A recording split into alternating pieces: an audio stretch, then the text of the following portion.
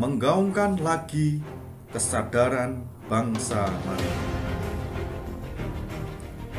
Di antara kita, mungkin banyak yang tidak tahu atau lupa bahwa ada tanggal penting di bulan September yang perlu kita rayakan dan peringati berkaitan dengan jati diri kita sebagai sebuah bangsa.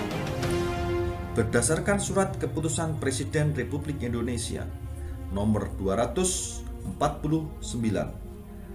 tahun 1964, tanggal 23 September ditetapkan menjadi Hari Maritim Nasional.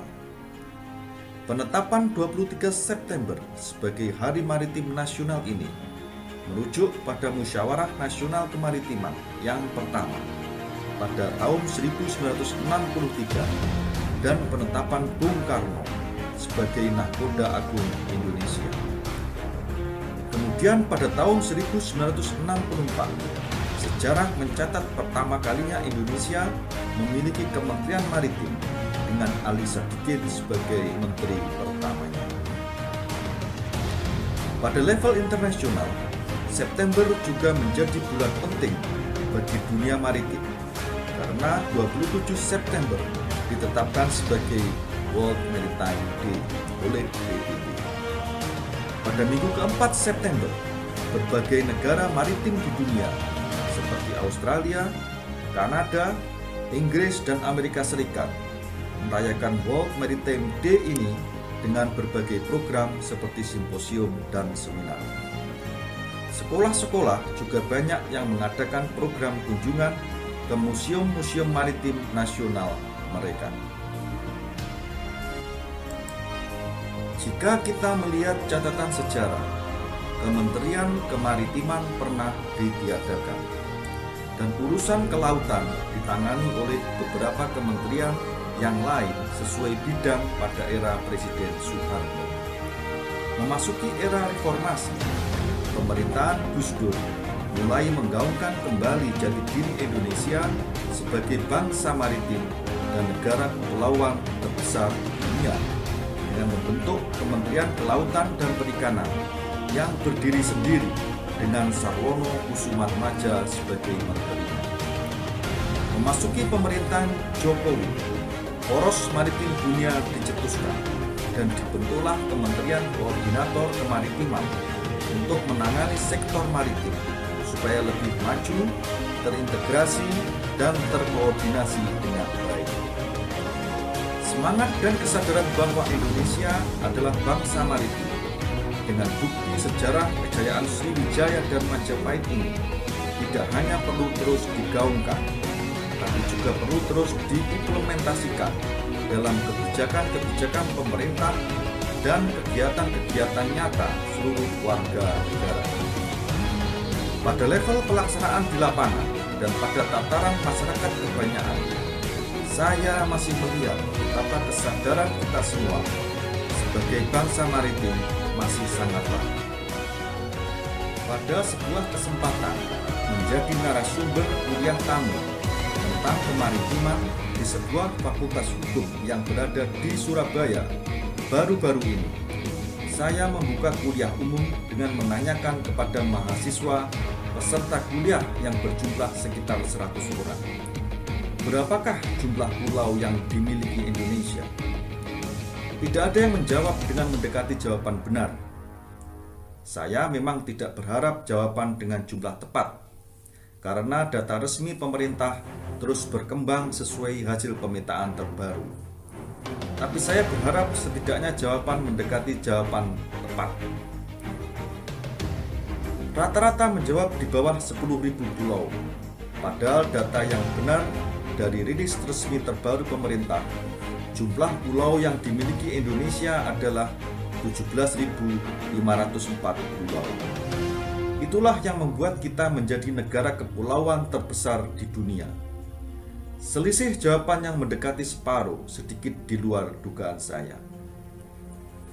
Hal lain yang sedikit menggelitik benak saya yaitu tentang kecintaan masyarakat Indonesia akan dunia maritim. Pada saat menghadiri sebuah forum di Perth, Australia, yang mendiskusikan tentang Indonesia sebagai poros maritim dunia yang diadakan oleh Perhimpunan Pelajar Indonesia di Australia, PPIA. Seorang narasumber membuka diskusi dengan mengajukan pertanyaan. Di antara peserta, siapakah yang pernah melakukan aktivitas menyelam di bawah laut? Dan yang mengejutkan, hanya 4 orang, termasuk saya, dari sekitar 100 orang peserta yang mengangkat tangannya.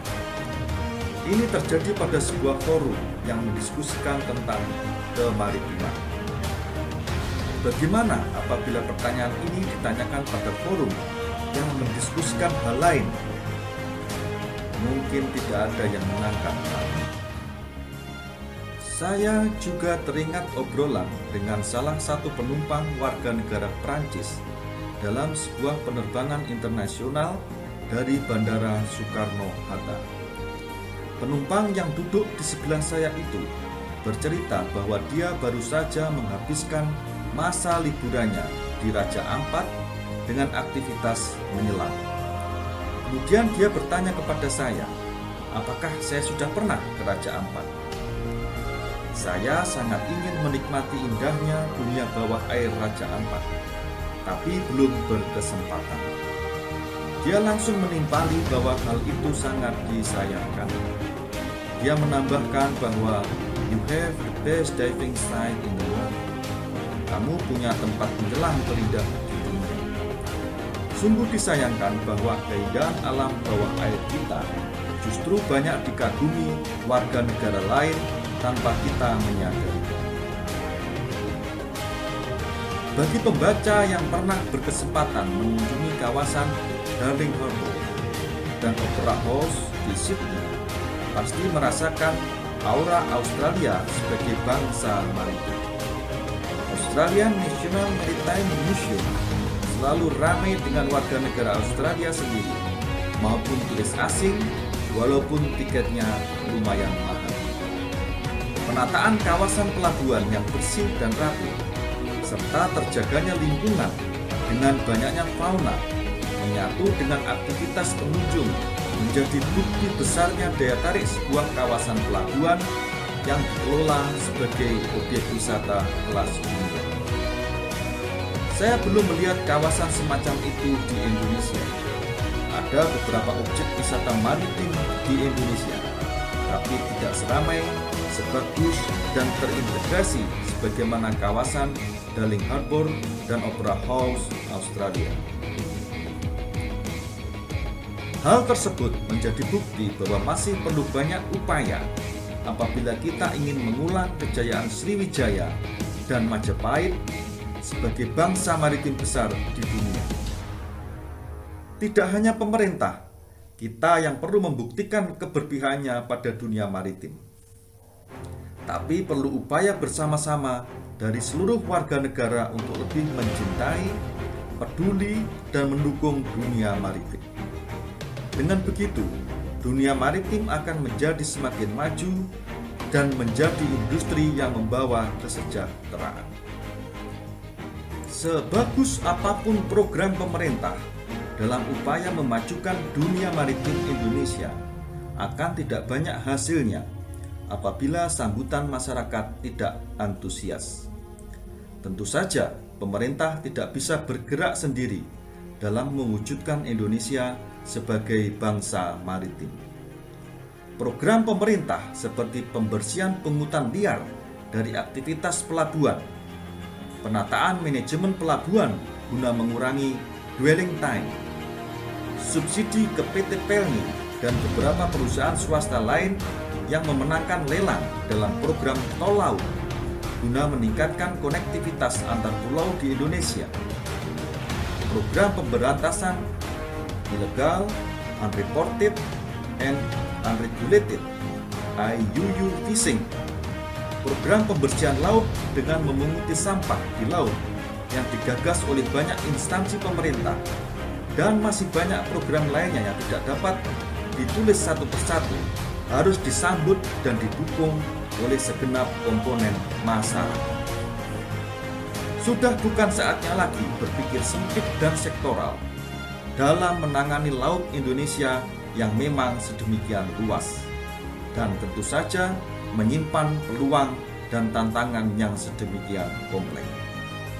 Akhirnya, tentu kita semua berharap bahwa Indonesia sebagai poros maritim dunia yang muaranya adalah kesejahteraan masyarakat akan segera terwujud. Persyaratan baik dari tinjauan letak geografi yang strategis, berada di persilangan dunia, dan potensi baik sumber daya alam maupun sumber daya manusia sudahlah terpenuhi. Tinggal perlu kita tingkatkan bersama minat, kepedulian, dan partisipasi kita terhadap bidang kemaritiman. Peran Nahkoda Agung Indonesia memang penting, tapi peran ABK yang tangguh, cakap, bertanggung jawab, dan profesional tidaklah kalah pentingnya. Nahkoda tentu saja tidak bisa melayarkan kapalnya sendirian. Mari kita bersama-sama menjadi ABK, anak buah kapal yang membanggakan dari sebuah kapal besar yang bernama Bangsa Maritim Indonesia. Selamat merayakan Bulan Maritim. Jalesveva Jayamaya.